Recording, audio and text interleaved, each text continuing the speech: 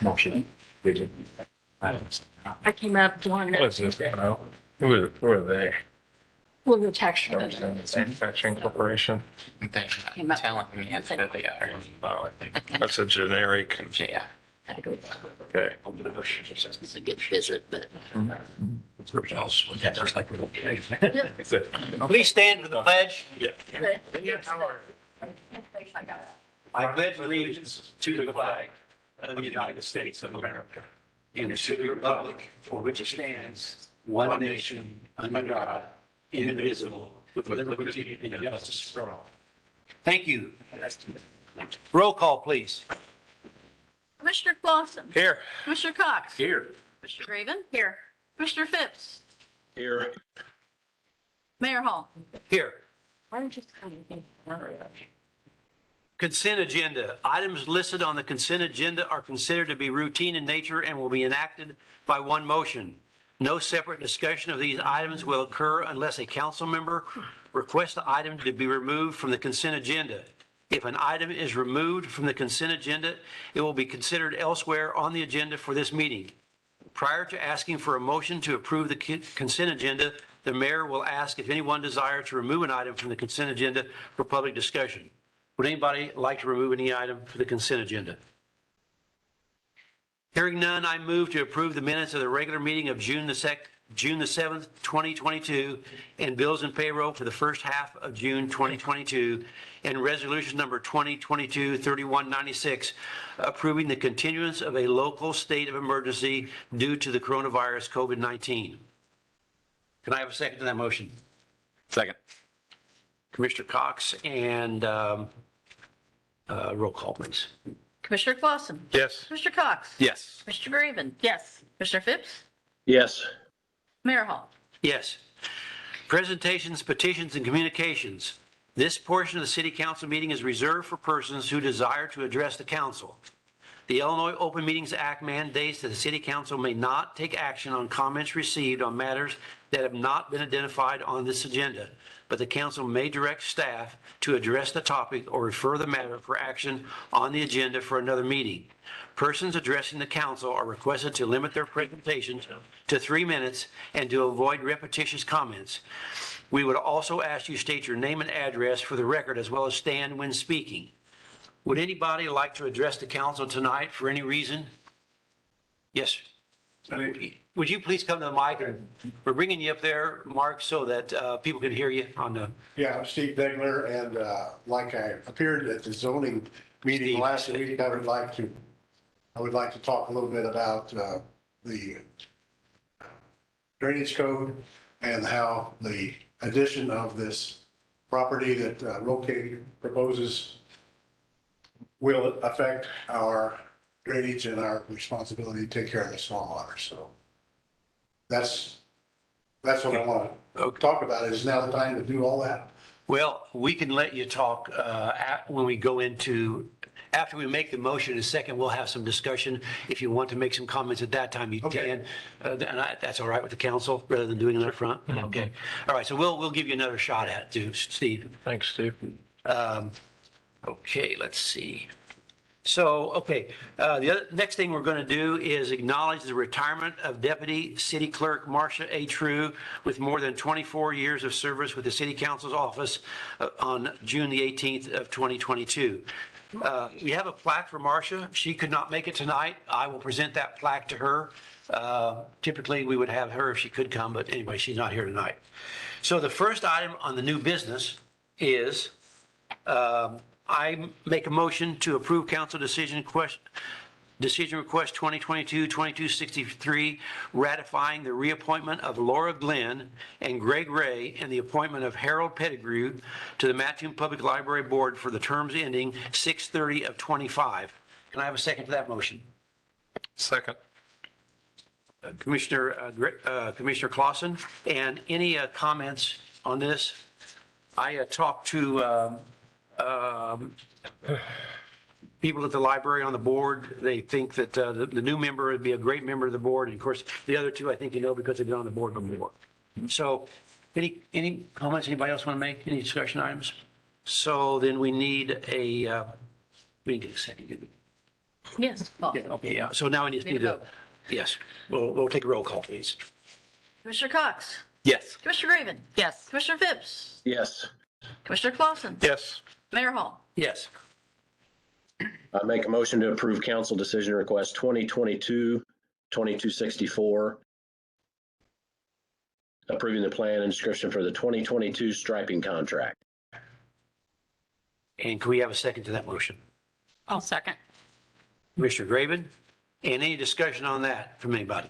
I will just say, since Dean's not here, that the striping contract is much smaller this year in size, not in price, because the prices are really high right now. So we're doing less footage of striping this year, and hopefully we'll be able to, once prices come down, do more next year So that price at like $4 a foot, compared to normally $1 a foot. Yeah. it's gone up 4 times. Yeah. That's what I thought Dean said. Should be in that business. Okay, so, let's see. Roll call. Yeah, roll call, please. Commissioner Graven. Yes. Commissioner Phipps. Yes. Commissioner Clausen. Yes. Commissioner Cox. Yes. Mayor Hall. Yes. A motion to approve council decision request 2022-2265, authorizing the employment of Michael Starwell to the Public Works Department Labor Pool as a maintenance worker 3 position effective July 11th of 2022, pending drug testing and background checks. Do you have a second on that motion? Second. Oh, go ahead, Dave. Commissioner Cox, and any comments anybody has about that? Yeah, he had a great interview. He has 20 years of construction background. He worked at Donley's for 12 years, been at Mars for 3 years.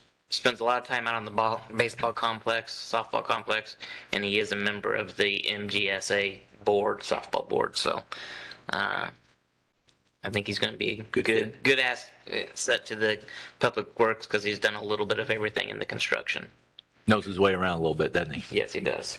Good deal. Okay, roll call? Commissioner Phipps. Yes. Commissioner Clausen. Yes. Commissioner Cox. Yes. Commissioner Graven. Yes. Mayor Hall. Yes. I move to adopt special ordinance number 2022-1816, approving the annexation and rezoning of 07100292000, 40 acres from RS Rural Suburban to C4 General Commercial to allow for the future use of warehousing operation adjacent to the existing Rural King operation. Petitioner Land Trust number 99067, Rural King. Can I have a second to that motion? I'll second. Commissioner Graven, and any comment anybody up here wants to make? We'll start out with that, and we'll give Steve a I'll just say it did pass through the planning commission, unanimous vote, but there was a gentleman there that I won't necessarily was opposition, but had concerns. Okay. Steve, another chance up here. We'll get you back up to the mic. Thank you again, Kyle. Thanks for remembering me from last week. It's just because we're the drainage district and we take all that stormwater and all the stormwater from the highway from 33rd Street to 43rd Street. Our drainage district takes all that water. IDOT did that to us 25 years ago, I think. And Rural King has added to the burden that our drainage district suffers and has to put through our fields and then to our tiles and then to our drainage ditch, which we just cleaned out at expense close to $20,000 this last year. We have to do it about every 10 years because of the speed of the water that's coming from the highway and Rural King. We're not against Rural King's annexation, but we do hope that we will be able to put more information into the design of the stormwater retention as it comes before this body at some future date. Like the Rural King representative said last week, they don't have firm plans yet.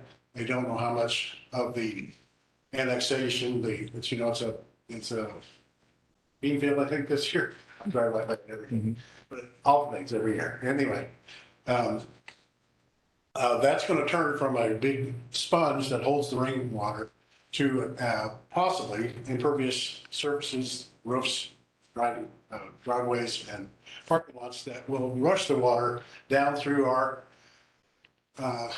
drainage district that was designed for field runoff only. And so we're very interested and hope this body will allow us to somehow, and I don't know the mechanism, but allow us to somehow input before the decisions are made and all their engineers get done, because the last time they did that, it was woefully inadequate. So I just want you to remember that I'd like to speak and be informed about when those plans are getting made, before they're getting days. It's like that. Any questions for Steve or any comments? No, I'll just say, like I said, it will have to go through our drainage. They'll engineer the drainage calculations to not to run the water off any faster, and then we'll review those through our public works engineer, Dean, and but we'll try to get you information when we get plans. For you to talk to Dean, Yes, you'd be able to talk to Dean. Yeah. it'd be okay before that, or Yes. when I hear that they're starting to Yes. make some. Yeah. Because it can't get too late too quick. Right. So we'll try to keep you informed on that. Thank you very much. Okay. Thanks, Steve. Okay. Thanks, Steve. Okay, we need to have, Blake's here from Rural King. I don't know if Blake wants to say anything or not. Director of Real Estate. again, come up to the mic because of the, other Blake people. Pierce, Director of Real Estate at Roll King. Don't have any objections to that. We'll follow all the recommendations of the city. But dictate when that time comes. Like was mentioned in the zoning meeting, we don't have firm plans yet. The intention is to continue to grow the operations of Roll King and then hopefully continue to be a good corporate citizen in the community. So, Very good. Very good. Thank you. Thank you, Blake. All right. Any other comments anybody has, questions? Sounds like very favorable, positive thing. It's everybody, I think, is on the same page, that more input from various viewpoints for an overall good project is on everybody's list of prerogatives. So it sounds like it's going to be moving in the right direction. Right. Okay, ready for roll call. Commissioner Clausen, Yes. Commissioner Cox. Yes. Commissioner Graven, Yes. Commissioner Phipps, Yes. Mayor Hall. Yes. Make a motion to approve council decision request 2022-2266, approving a $7,500 grant by the Tourism Advisory Committee from FY 22-23 hotel motel tax funds to the Mattoon Silcon Central Illinois Convention in support of the Silcon event to be held on September 9th through the 10th, 2022, and authorizing the mayor to sign the agreement. And can we have a second to that? Second. Commissioner Clausen, seconded. And any comments anybody have offhand? It's an event that I believe just keeps growing every year, doesn't it? They missed, this is the first time they're back since COVID, which is, I think, important. They were able to come back because there was, other things that have died. So it's back. It's got a lot of opportunity. It certainly meets a need that other events are not, in terms of the kind of things that other people like that we aren't doing other kinds of events like this. That's what I'm saying. Right. It's a different kind of event, but it's super popular and people, they come pretty far. How many years is this? I was trying to remember that on the way over. I want to say this is probably maybe 5. They did it in a smaller venue and then they moved to the mall. So yeah, I'm going to. Where is it held? Yeah, where's it? That's what I was going to ask. It's going to be at the mall. That's what I thought. Yeah. Okay, all right. Roll call? Commissioner Cox. Yes. Commissioner Graven. Yes. Commissioner Phipps, Yes. Commissioner Clausen, Yes. Mayor Hall. Yes.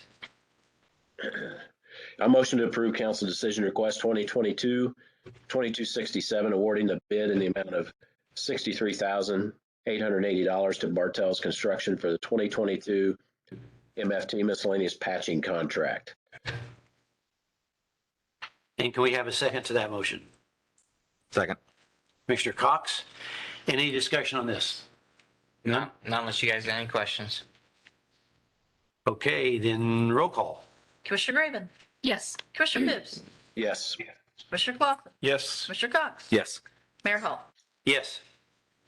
A motion to approve council decision request 2022-2268, awarding the bids for the 2022 oil and chip program to Earl Walker and Company for furnish and spread oil bituminous material at $3.75 a gallon.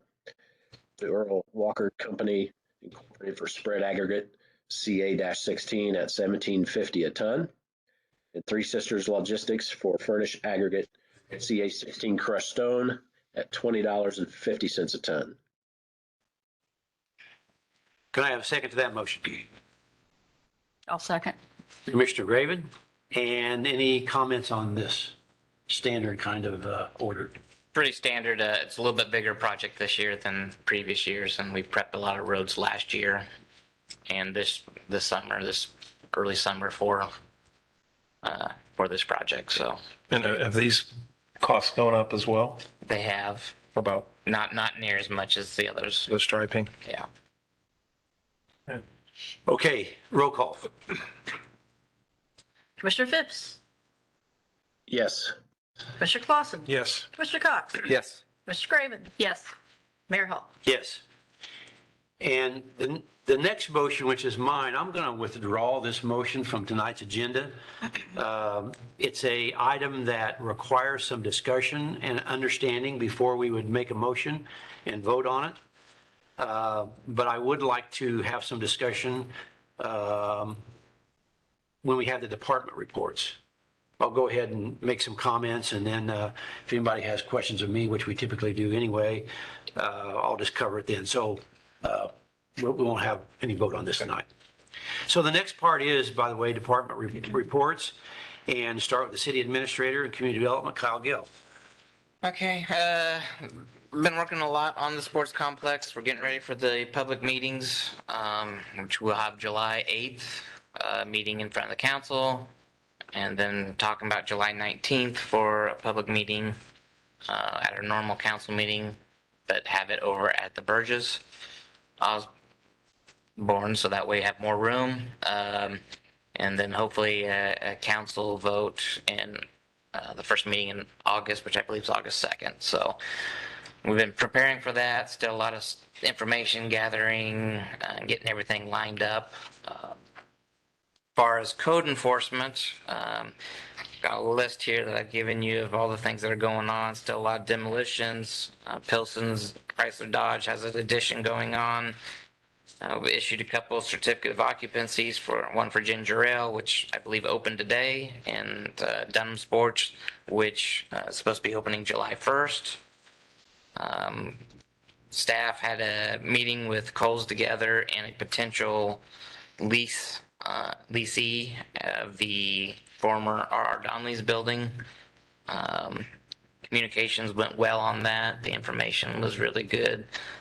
So it's promising. They're looking at another state, of course, too, but hopefully they'll decide LSC and Donnelly's is the right place to be. Done some quick take demolitions is what I call it. 120 DeWitt, 717 North 2nd, and then one house out at 3061 East Lake Paradise Road. Those are in the process. Those need to be demolished, and then we'll put liens on them and then try to get rid of them at a later date. House Brothers is getting ready to put a beer garden on, doing some early stages of construction there. Matt has met with Ameren engineers.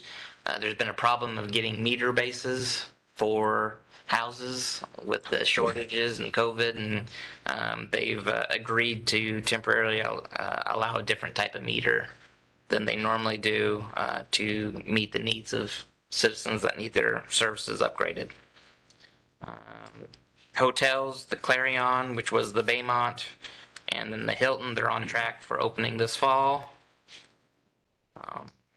We've had 34 permits in the last 2 weeks, 2 certificate of occupancies, 5 fences, 3 plumbing, 4 street cuts, 2 water sewer taps, 2 building permits, 10 mechanical permits, 2 sign permits, 4 electrical permits. So staying pretty steady for prices being high. So, Yeah. it's good. Okay. Any questions for Kyle? The meeting with Coles Together and the manufacturing representatives on the LSC building, it went well, you said, but is there, and there's always a lot of competition on those types of projects. Was there something that came to light that is a positive maybe and something that this area is needing or Yeah, there is maybe a challenge? They need a lot of power, need water, and they like the rail access up there at Downleys. So those all three, we can provide what they need, we believe, and so they're excited about that without having to have a lot of work to provide those. And then they think the workforce, from what they're hearing, that they'll be able to get the workforce. So They do. yeah, Okay, that's good. So they're there were a lot of good paying positives. jobs. Yeah. Yeah. Very good. Any other questions for Kyle? All right, City Attorney Dan Jones. Pretty much business as usual for me. We did have a walk-through scheduled for the Tim Quackenbush property. Last week, Kyle was there, Sam was there, Matt was there, and I think Ryan was there too. Unfortunately, Tim and his lawyer weren't there. His his car broke down on the way. And so we did a walk around the property, sort of peered in, but we didn't get a chance to walk through it this time. And so we've got a phone conference scheduled with the judge, I think July 6th, to talk about whether we want to reschedule it or if the judge is just going to give us a ruling on abatement at this time. So I'll report back then. Happy to answer questions about anything else. Any questions for Dan? Okay, City Clerk Susan O'Brien. Well, had a retirement of Marcia True, as we mentioned earlier. Been reviewing employment applications for her replacement. Submitted an OPEB report information, but it will require a full evaluation this year as opposed to an interim. So that'll take a little longer, and preparing for the audit. Good. That's Which it. just started this week. I think Yeah. it came in this week. Okay, any questions for Susan? And finance report, Beth Wright. I'll start with the May financial report. So the first month of the fiscal year, the general fund had a revenue of 1.94 million, expenditures of 1.96. So a deficit of 23,670,607. Compared to the year before, it was 28,924.81. So we're pretty close Last year. to where we were the year prior. Cash position citywide at the end of May was 20.8 million. At the end of April, it was 20.3. There's sort of an ebb and flow with the cash. But I think we have good numbers. The revenue tracking, the items that are new this meeting,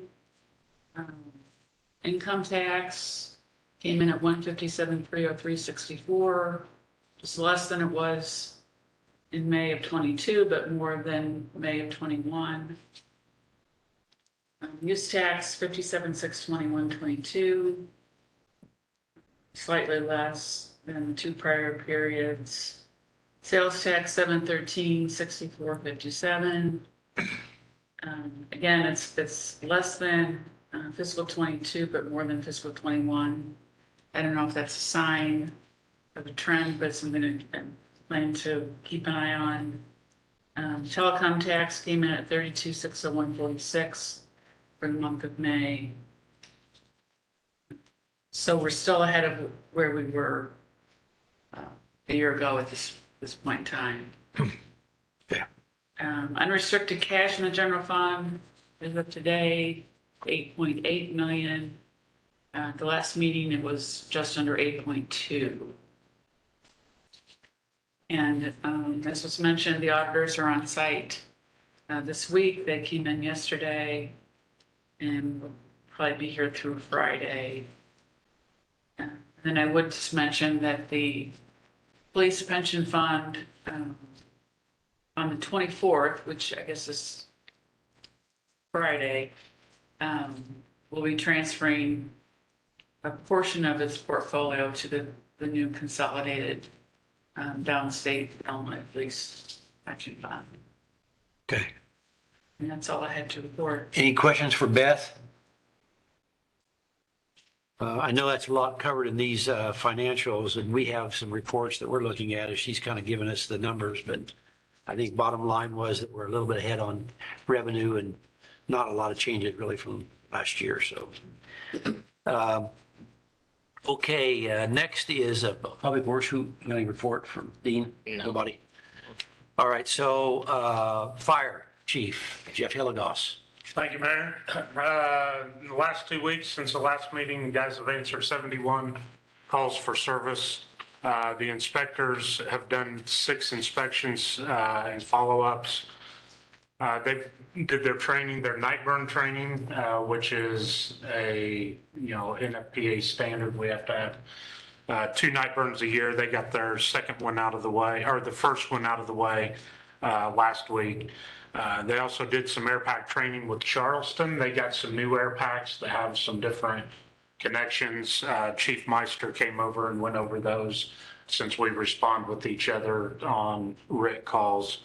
And then they did the walkthroughs of the hotels out on the east end of town. We've had a promotional test and new hire test. This week, the new hire test, we had 2. Both of them passed, however, only one of them is a paramedic. So we are 5 folks down. We'll be able to fill that one of those. And I'm hoping he'll be on the agenda next, for the first one in July. I'd like to brag a little bit about the guys. Wednesday morning, we had a fire at 1312 Lafayette, and this was a 6-unit apartment house, had 6 different apartments in it.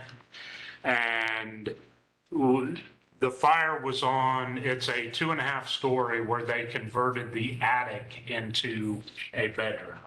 So the attic, the ceiling at its highest point was roughly 7 feet tall, and then it followed the roof line down to where when I made it up there, I had to actually duck to get to the center of the room. What's pretty unique about this fire is it was extremely hot up there. The guys were looking, through their thermal imaging cameras, temperatures at the ceiling were over 1,200 degrees. On the floor where they were at, it was 285 degrees. But the 3 guys that were going up with the line, the most experienced guy has been on 1 year and 2 months. Then there were 2 probationary guys on the hose line with them that one was hired last October and the other one was February. And these guys did phenomenal. I'd like to thank Sam and his guys. They were able to clear and notify the lower apartments, the occupants, and got them out, but they could not account for the apartment that was on fire. So Jed, one of the guy with a little over 1 year, was on his belly trying to crawl in, and he could see what he thought was a closet, checked it real quick and came back, and then they all are laying flat on their bellies trying to advance. That room was in the shape of a block eye. So you had one room, a narrow hallway, and then where the stairs came up. So as soon as they got to the top of their stairs, they were on their bellies advancing through that hallway to get to that fire. And they were able to keep it to the room that the fire started in. Just super, super proud of it, especially with the lack of experience. And I sent an email up to the training, the Fire Service Institute, to just, without that training, they wouldn't have been prepared for that. And they did a phenomenal job. And with the help of Sam, that freed up an entire crew, you know, his guys checking the apartments downstairs. It was nice to see both departments working together. So that is all I've got unless anybody has any. Any questions for Chief Hildegoss? All right, next we have Sam Gaines, Police Chief. We had 1,292 calls for service logged and 40 arrests in the last 2 weeks. This Saturday, we have our new hire testing to establish a list. Not that we need to hire, knock on wood. Did enough of that last year, but we are full staff, but we have to have that list ready. That test is Saturday. We've got 16 applicants, and hopefully they all show up. No. No. Met today with the school district, toured the new lift center for starting on the safety plans for that building. And wow, what a state-of-the-art facility they're going to have there. These kids don't know how good they have it. It is something else. But if you ever get a chance to, and it's not done yet, it's still under construction, but they're far enough along you get to visualize what they're doing there, and it really is amazing. But other than that, that's all I've got. Any questions for Sam? It's nice that the fire chief complimented your department there. I think he's come a long way. The fire department did a good job. Yeah. That's good. So they do good. Kept mentioning my name. I wasn't there. I will throw that out there. Yeah. That's good. But your folks were. My guys. And they did a outstanding job. Yeah. So. That's good. All right, arts and tourism, Angelia. Working on summer activities. Obviously, this is the time of year. 4th of July is in 2 weeks. We're getting a lot of great applications and a lot of questions. We are, I think we're basically ready to go. We've got all of the plans in place. It's a well-oiled machine, I think. Bagel Fest, working on that. Had a couple of meetings in the last couple of weeks at Bimbo, at the bakery. Really productive talks about sort of the first time I've had an opportunity to spend with them after Bimbo took over, and they're ready to rethink about their place in the community, and it's a really positive conversation. The Arts Council working on the photography show for August, so we're starting to accept applications. And just a note about the hotels, with the Hampton closed and Clarion Point, which was the Baymont, not open, we are down 124 rooms, which is not great this time of year, so they cannot open quickly enough. Same thing for the Hilton Garden Inn, can't open quickly enough. But beyond that, we're still on track to be actually doing better than 2019. So so far we've had a good first half of the year. Good deal. Any questions for Angelia?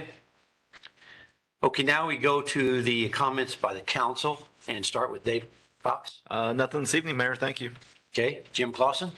Just a couple of things. I met with John Wurtzball. John is the Lake Mattoon supervisor, took over in April.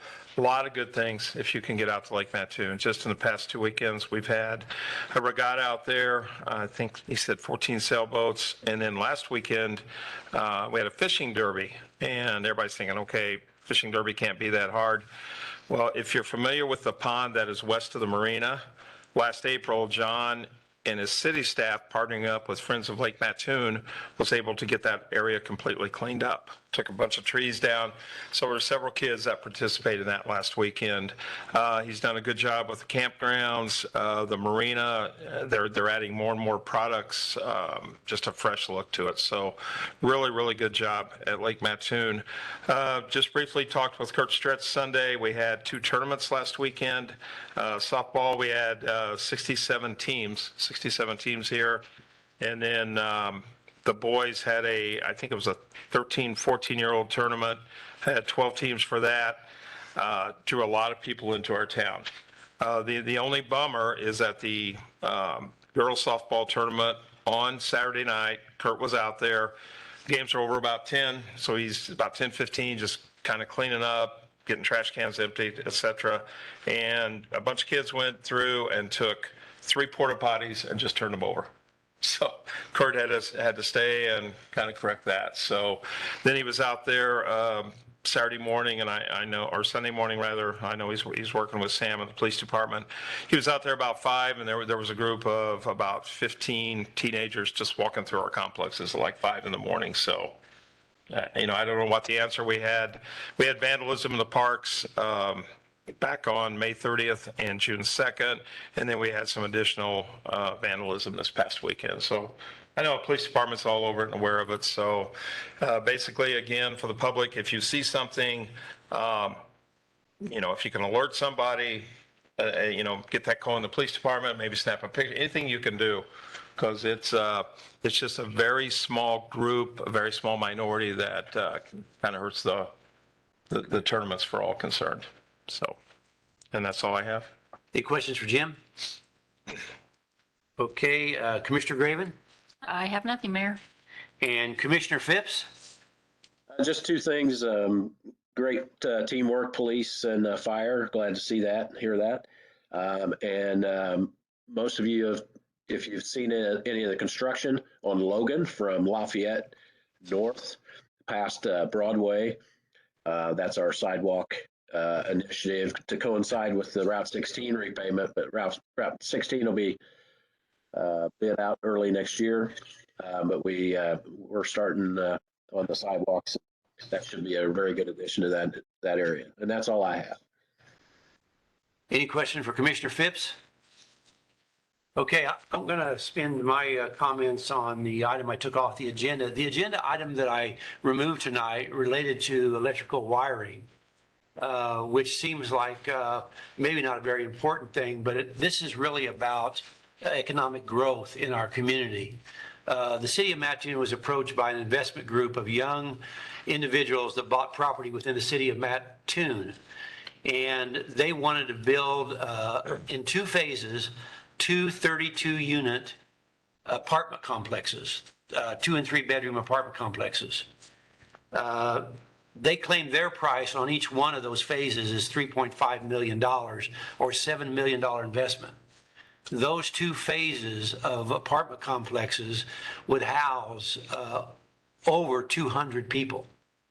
And if you put that in perspective, that increases our population by over 1%.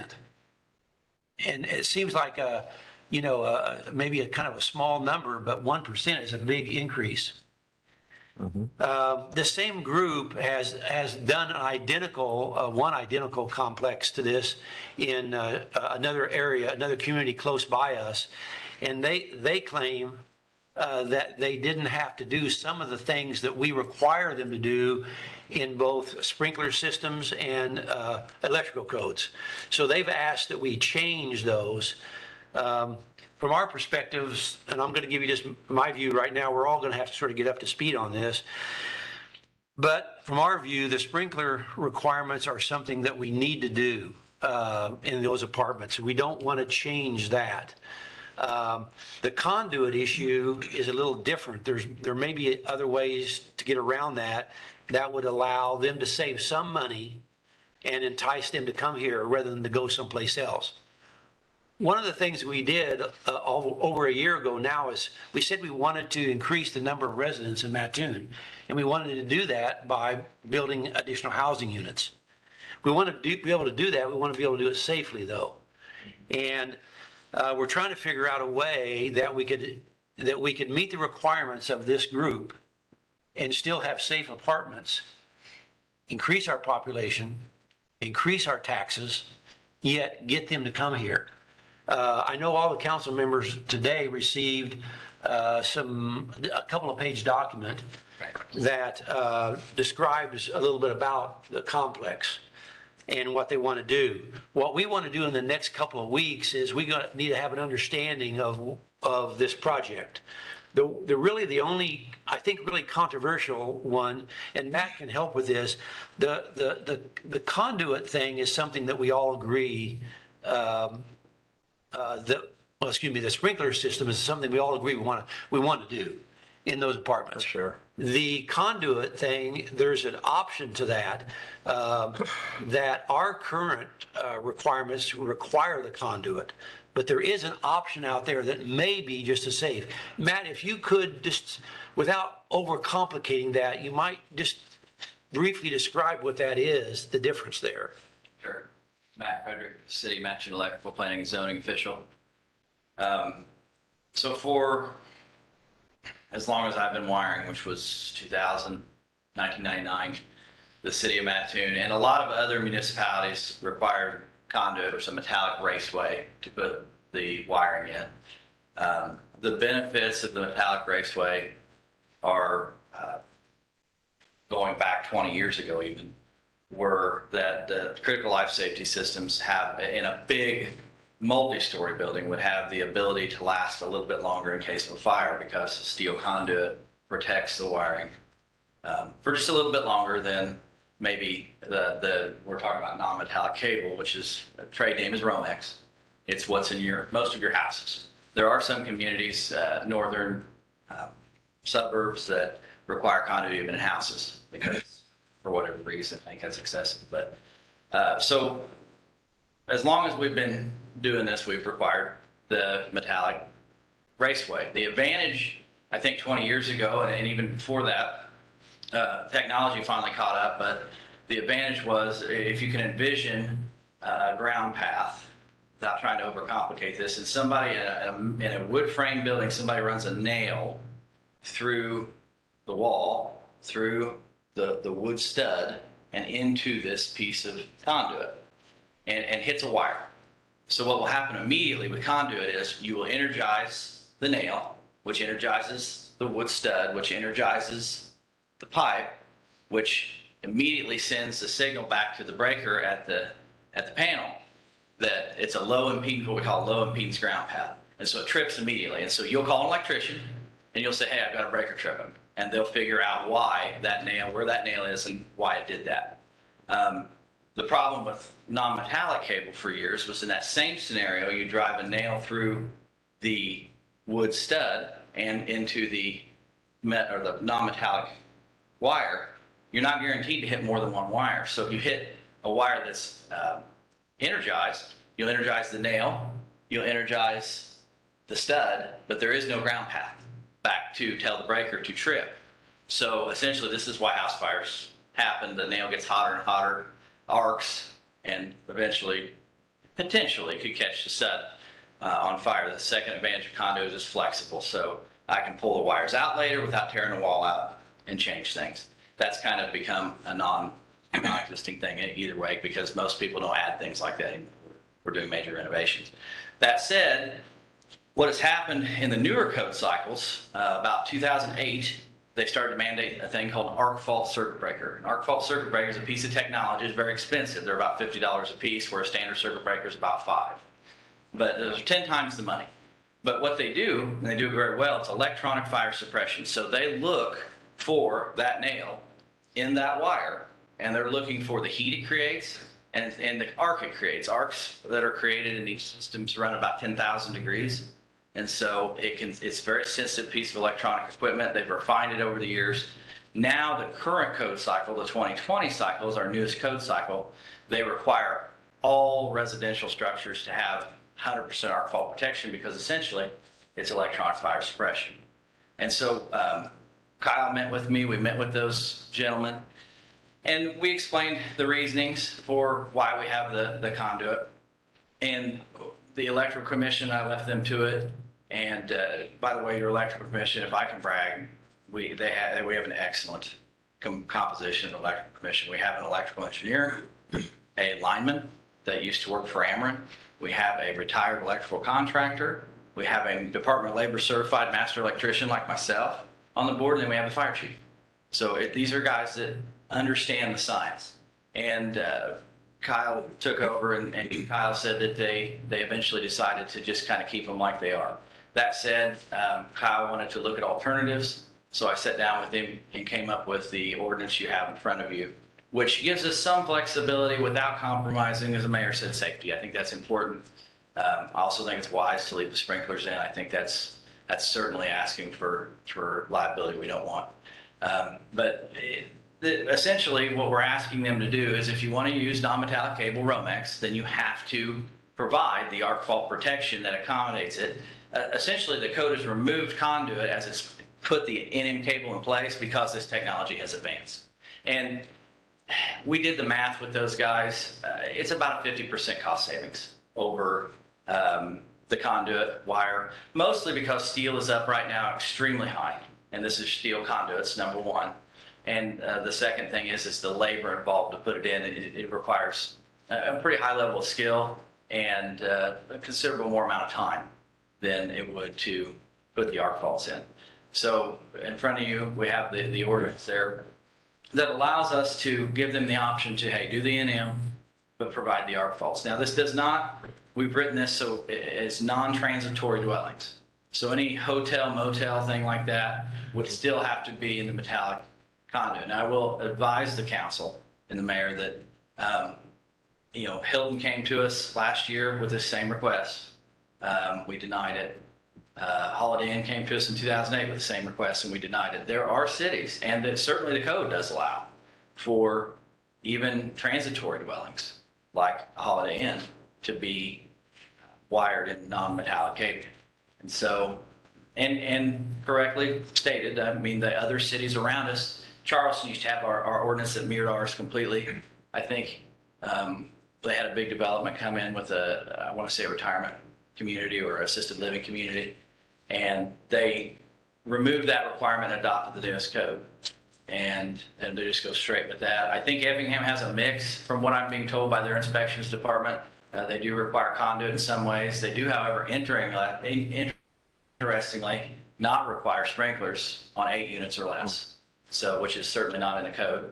I'd also caution us that, and I'd be happy to meet with you guys individually or as a group to, advise you in any way I can. But I would caution us on just adopting the newest code, because by adopting the newest codes, I think we open up a box of, there's many more requirements that come with it. They don't get easier. The codes don't get easier to meet. And some of it's extra, in my opinion. I mean, the newest building code, for example, single-family dwellings, single-family houses have to have sprinkler systems. And so that would be detrimental not only to construction, but it would be detrimental to our water grid. I mean, I don't know how we would provide the water and be able to, it just would be a lot.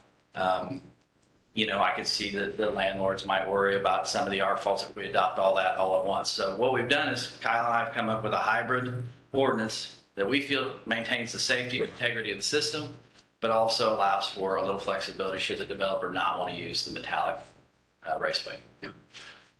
Do we have questions? So if a tenant would get an arc fault breaker that keeps tripping and they would change it out, Yes. what danger does that pose for fire unbeknownst to the owners? And The problem with traditional breakers and non-metallic cable has always been that they will stay energized in the instances I've given you. And I can tell you that maybe 10 years ago, they were building a new house out of Edgewater at the country club. And I was very younger, and this older electrician was very upset with me because we required those, and we do require those in bedrooms. On the 08 cycle, we require them for whatever reason. That's where they started, and that's what we require, just in the bedrooms. I think because the linens are so flammable, and we're talking about an arc situation. And the early arc faults weren't as reliable as the ones are today. And it was very common back then. I would spend a considerable amount of time going back to people that had taken the breakers out and put, they go to Home Depot and they say, this thing's tripping. And the guy in the aisle says, we use this one. It won't trip. But anyway, we had a multitude of those tripping in this large home. And I just got the riot act from the contractor.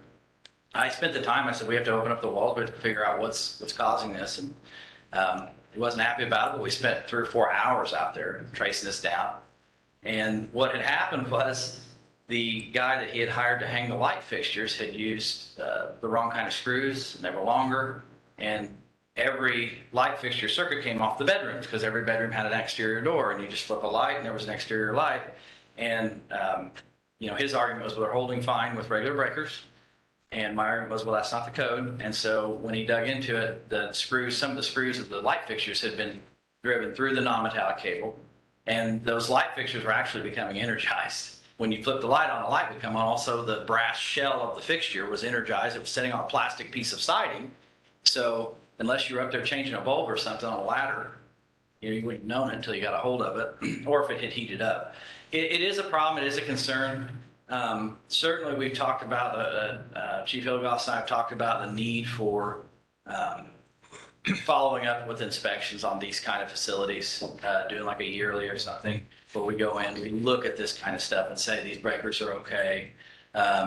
We do that now with gas stations, things like that, where they've stacked boxes in front of panels, or they've blocked an egress, or even Steve, our plumbing inspector, goes to restaurants or some other establishments just because they're saying they don't have no public bathroom and they're required to by law. So we do follow up on some of this. The other side of that is the manpower, as you all know, to do that is substantial, and it's just Steve and I. It's difficult. I am very thankful that we have fire inspectors that we do that are very helpful to us. So that is a concern. I could see if it is nuisance tripping, what they would call it. Maybe a maintenance man, in this case, would go in and change it out and just call it good without discovering the root of the nuisance tripping. Well, I'm thinking, homeowners will, or even tenants will hang pictures to drive nails through walls and could very easily hit the wire. Yeah, that's pretty common. A lot of student housing, they put in steel conduit just because of that, because they're so hard on the walls that it is a layer of protection that is not afforded by the NMK. Regardless if the breaker trips, the landlord doesn't want to come back and have to fix the wire, whereas with the steel cable, it doesn't have to. So there is an element of physical protection there that we will lose. Any other questions offhand? I'd just say, Matt, we, came up with this pretty quick on Wednesday morning, so it could have been on the agenda.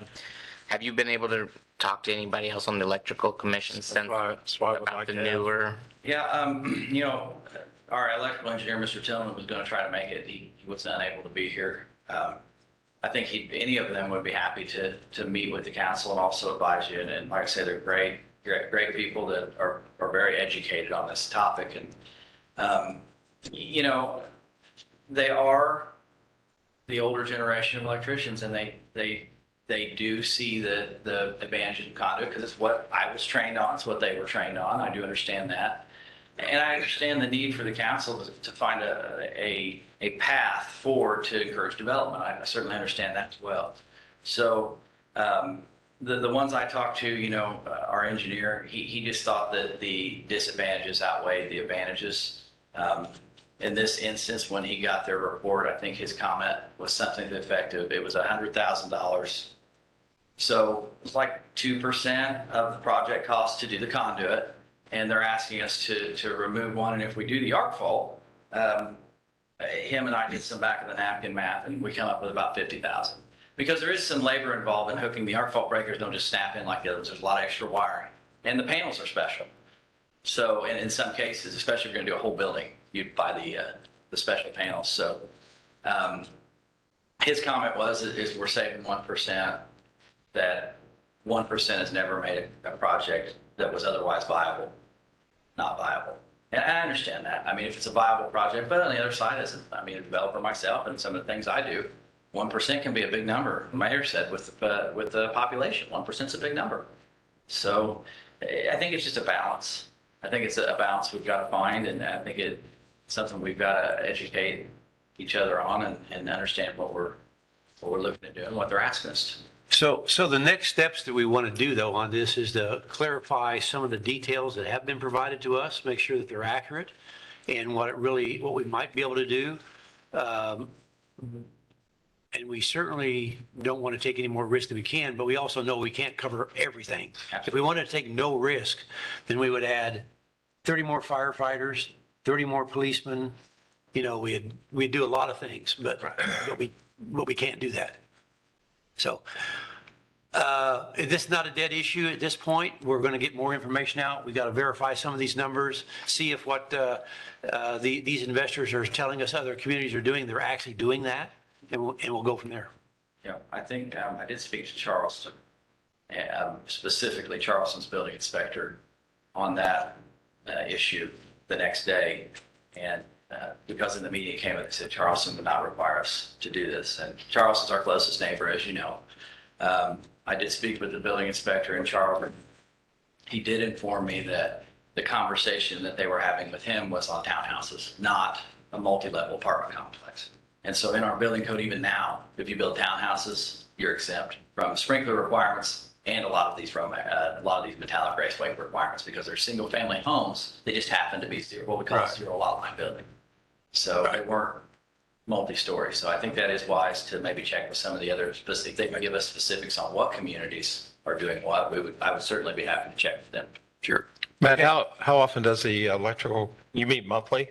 We meet whenever we're needed to. They're volunteers, and we try to meet yearly just to assess if we want to adopt a new code. We have not met through COVID, before COVID outbreak until just recently, just because we weren't changing anything. Construction certainly wasn't booming during that time, and even the code updates that I was seeing were negligible, so there was really no need. But yeah, we try to meet yearly or as needed. We can schedule a meeting anytime. They're, for the most part, other than the engineer retire, so they have the flexibility. So I'd like to see what all the members of this commission, what kind of pool the commission, if you will. Sure. You know, I'm sure that we have. 5 against or 4-1 for it. It was unanimous Against changes. to not change. Right. And the biggest thing, I think, is what kind of Pandora's box do we open up if we change for this, this situation, which, could be a very reputable, I'm all for getting new development in, but I don't want to start taking shortcuts to make that happen when we're dealing with, public safety. But it was a unanimous vote to stick with the conduit, the code as it exists. So no changes, basically. Okay, any other questions offhand? Real quick, Matt, so Matt, was that has this been a problem historically in the past, say 3 years ago, 5 years ago, 10 years ago? Or is this becoming more so because of cost increases? And I know you said the installation labor was more. I think the biggest reason you're seeing it now is that the need for skilled labor is drastically increased. So when you go through a 5-year Department of Labor certified training course, you're going to learn to install not only metallic conduit, but you're actually a rigid conduit like you'd see in factories require. It's actually a really hard, heavy pipe that threads together. And I think that those training programs, when I went through and just as an example, in 2000, 98, I applied as a junior. You had to apply as a junior to hope to get in when you graduated high school. I think 462 applicants or something. The year I applied, they took 24. And I was lucky and blessed enough to get in as a young person.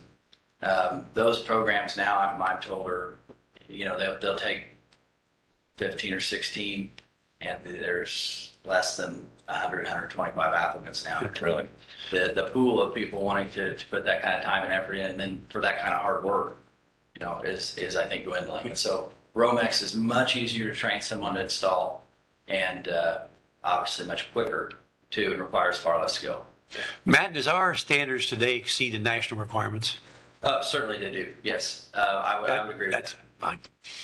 But we also have to look at, we want Mattoon to be a quality community, not necessarily a quantity community.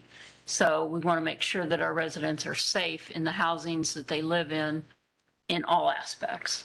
So just because we're above doesn't necessarily mean it's a detriment. I think it's a good thing that we're above. Another solution I suggested to them, but they weren't very receptive to, at least I didn't get the feeling, Kyle was in the meeting, that they were very receptive to, was as the electrical inspector in our current code, I have the ability to grant special permission to use what's called a metal clad cable.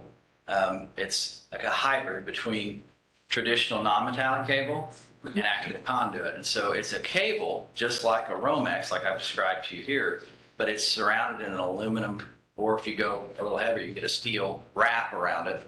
It's considerably less expensive than the conduit. It's also provides the ground path I talked about earlier with the metallic path all the way back. for years, a lot of these wood frame dwellings, I'll give you an example right now on Broadway. We have a giant, 2 executive apartments going in above Luigi's. If you guys know where that is. And we've given them special permission to use this metallic this metallic cable, MC cable, and they've used it. A lot of the buildings on Broadway, just the way they're framed, make it difficult to even put the raceway in. So this is an alternative that is in our ordinance right now that we can just allow them to do. I personally have an 8-unit that was built 15 years ago that is entirely an MC cable, because back then the electrical inspector allowed for that as well, using the same ordinance. So we do have that lever to pull if we didn't want to change anything and allow them that. I don't think that, I got the sense maybe they hadn't really researched the cable and they didn't have a real good grasp on what the cost of that would be. And just taking my word for it that it was going to be way cheaper was not good enough, so they weren't really receptive to it. But again, that's another alternative we've used for years. We've allowed it to be done, and it's to great effect. So that's another option to look at, which we need to research. Yeah, and that's our current ordinance. Yeah. Matt, with your background and a very good presentation, what is your biggest concern if we went away from conduit? What would be the biggest, what's the worst case scenario? Is there anything that you're fearful of if we went this way? Actually, and it has nothing to do so much with the safety, it's with the inspection side of things. What I've seen, I'll use the Holiday Inn, for example. When we required the Holiday Inn to be done in Metallic Raceway, I had one local company call and wanted to know what our specs were, just to verify, and was going to bid that. I had 3 companies from Texas, 2 from Oklahoma, maybe one it was out west somewhere. They were the only ones that wanted to bid it otherwise. And as soon as they were informed that we had this raceway ordinance, they immediately said, we don't do that. I think they don't do that because out west, again, we exceed the ordinance, but I think what he was saying is we don't have the skill level to do that.